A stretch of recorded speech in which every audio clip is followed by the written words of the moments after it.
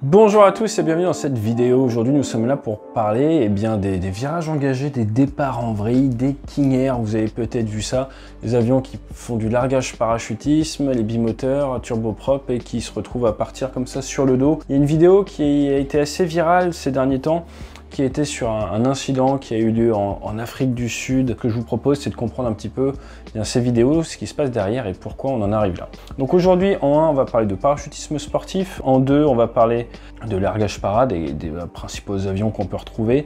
En 3, rapidement, le King Air. Ensuite, nous allons faire un petit tour dans Flight Simulator et voir les effets du décrochage et de la VMCA, la vitesse minimum de contrôle air. Et ensuite, derrière, nous parlerons un petit peu de pourquoi il y a eu ces soucis, essayer de comprendre d'un point de vue aérodynamique ce qui peut se passer. Tout ça après le jingle.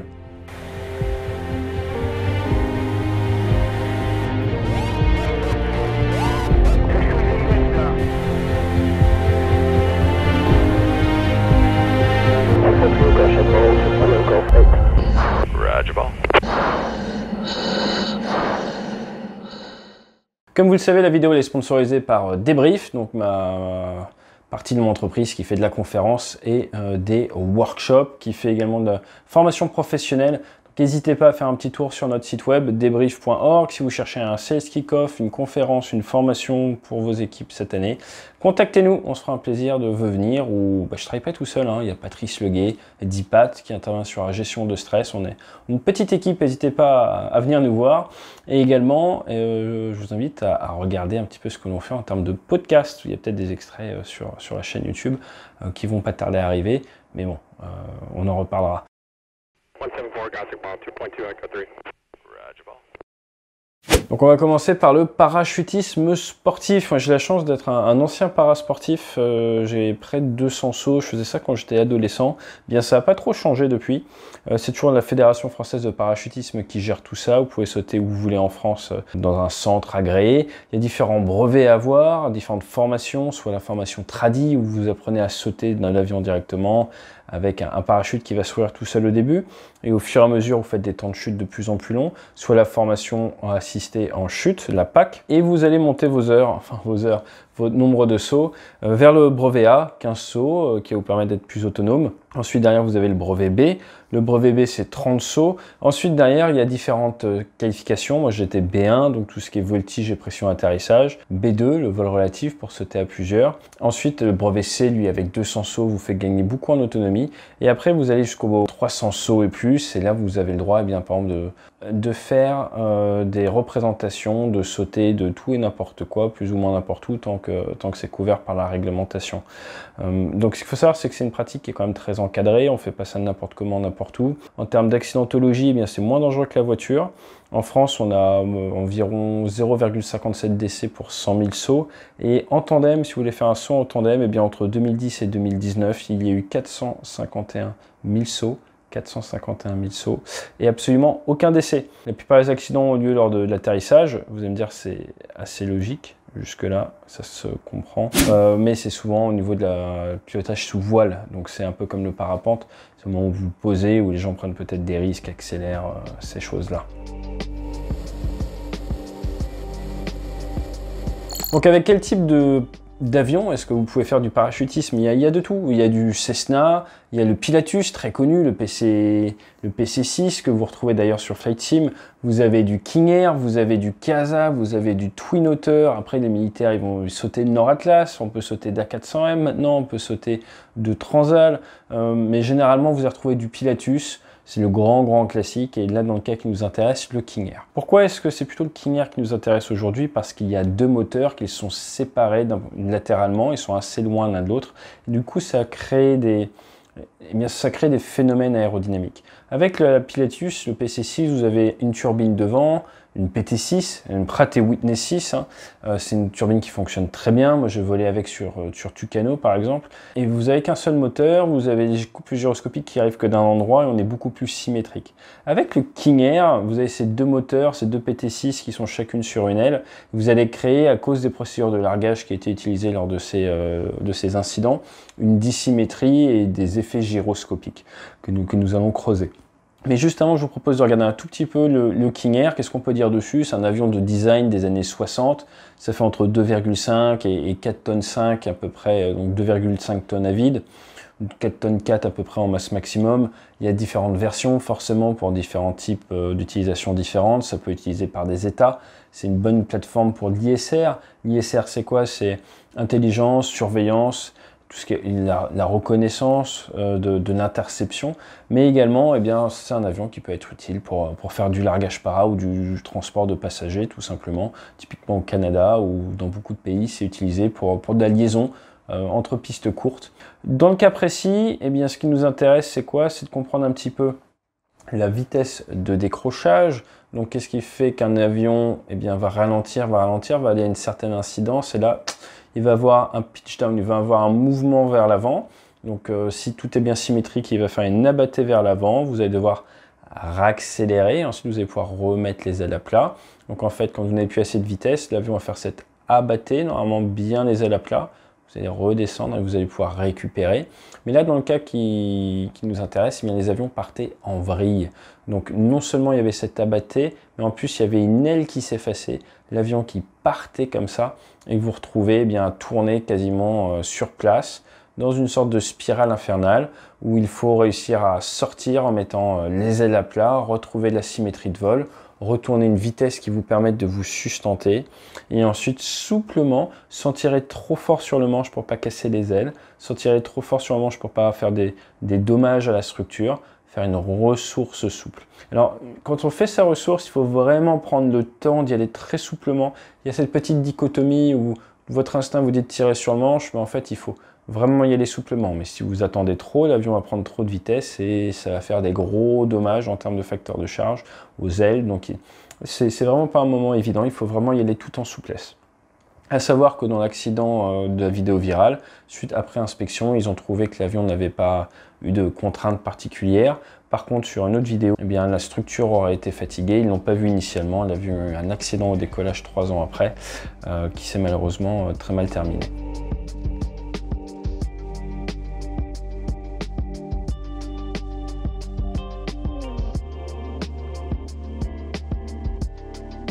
Ok, donc là nous sommes aux commandes de notre King Air. Nous sommes, comme vous pouvez le voir, au large de la ville de...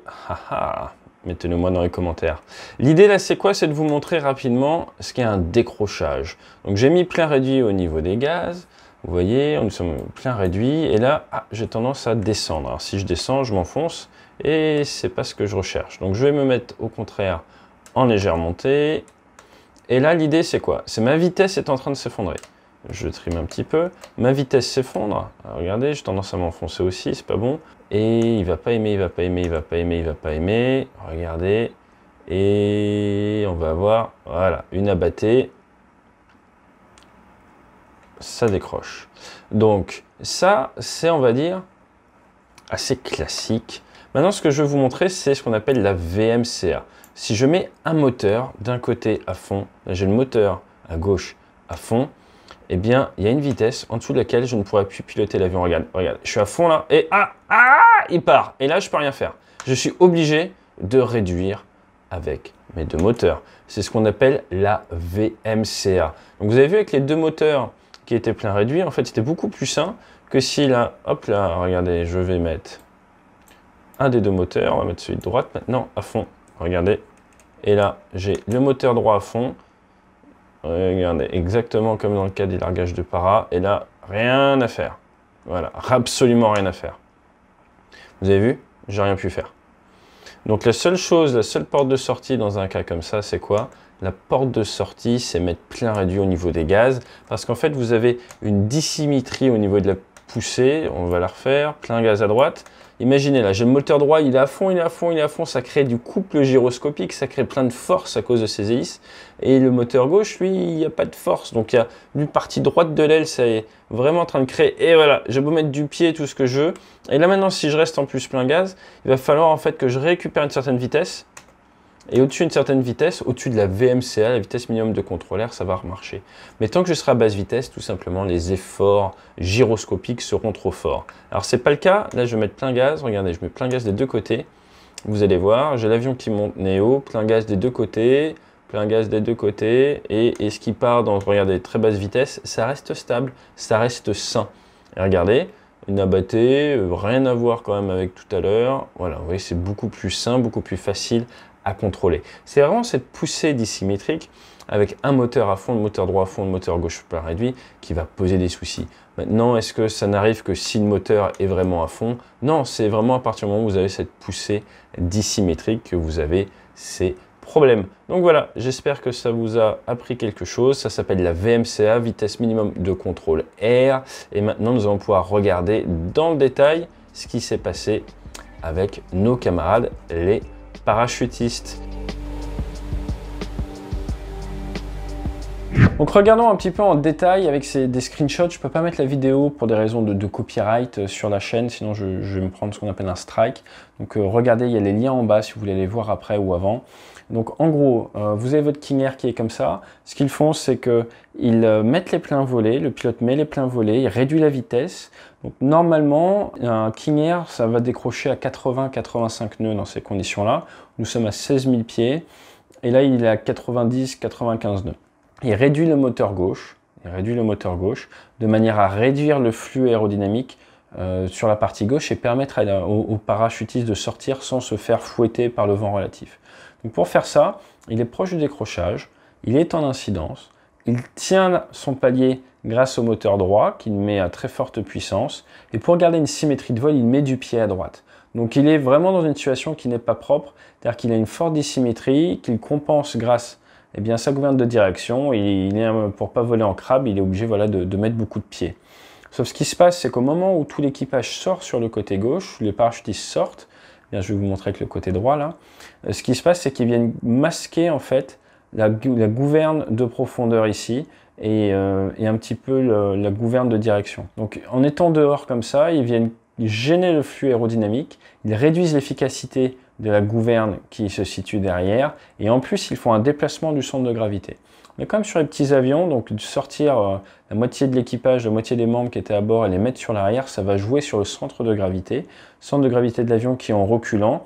Ça fait diminuer la vitesse de décrochage, mais ça vous fait perdre la contrôlabilité en fait sur l'axe de tangage comme ça. Ce qui conduit à un passage néo, on dépasse l'incidence en fait de décrochage, l'avion décroche, maintenant il a un moteur à droite qui est en forte traction, le moteur à gauche qui est réduit, et là automatiquement ça déclenche, ça part en vrille, parce que pour partir en vrille en fait c'est une sorte de décrochage avec une grosse dissymétrie, et bien là on l'a, et là ça part en vrille.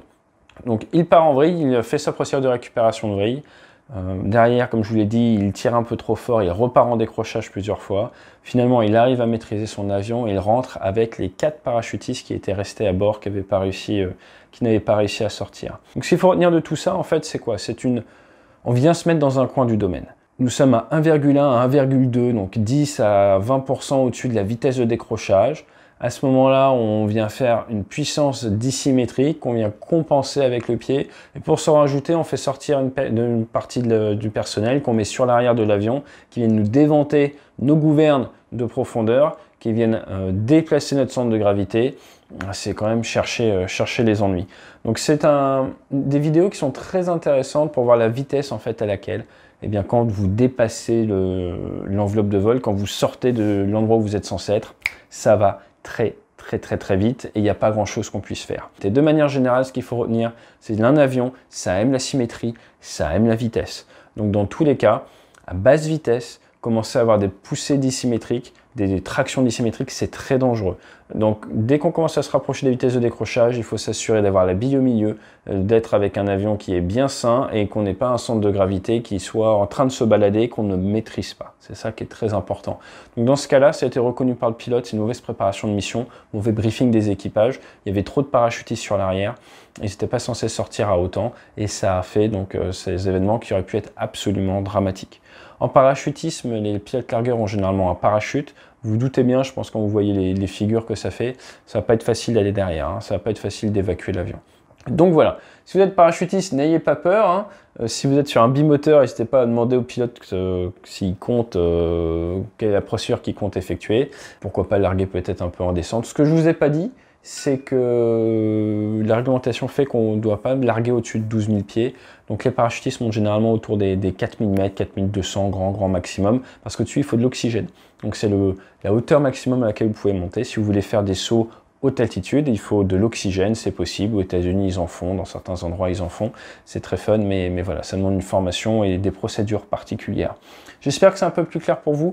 Symétrie de vol, vitesse, attention à la basse vitesse, attention quand on approche du décrochage, bien rester symétrique et faire attention à ces poussées dissymétriques parce que c'est le meilleur moyen de se mettre au tas avec un avion. Si vous posez la question, est-ce que c'est pareil sur les avions de ligne? Eh bien oui, parce qu'à partir du moment où vous avez beaucoup d'écart entre les réacteurs, ça va créer des couples en cas de réduction d'un moteur, par exemple de panne moteur. Donc on fait très attention à ça. Sur les Rafales, les deux réacteurs sont très proches l'un de l'autre. On n'est pas vraiment impacté par ces soucis de VMCA, par ces soucis de dissymétrie. On le sent à peine pour être franc. Je vous dis à bientôt. N'hésitez pas à venir sur le débrief. N'hésitez pas à regarder. Là, nous allons sortir un nouveau bouquin au-delà du cockpit. Nous allons sortir un nouveau podcast également que je vais faire en partenariat avec quelqu'un que je vous présenterai très bientôt. Et donc pas mal de choses pour 2022. À très bientôt sur la chaîne. Abonnez-vous si ce n'est pas déjà le cas. Mettez la cloche également. Vous êtes 15% seulement à avoir mis la cloche. Et vous êtes très peu nombreux en pourcentage de personnes qui viennent à être abonnées. N'hésitez pas, c'est gratuit. Et ça vous permet de savoir quand il y a du contenu si vous avez enclenché la cloche. Allez, à bientôt. Fly safe. Alors, la question du jour aujourd'hui est de savoir quel est le moyen mémotechnique bien pour se rappeler quel pied il ne faut pas actionner sur le palonnier lorsque, avec un avion bimoteur, vous perdez un moteur. Je m'explique. Y a-t-il un moyen mémotechnique qui permette de se rappeler si, par exemple, vous perdez le moteur gauche, avec quel pied il faut actionner le palonnier? Allez, c'est la question du jour. Et d'ici là, fly safe.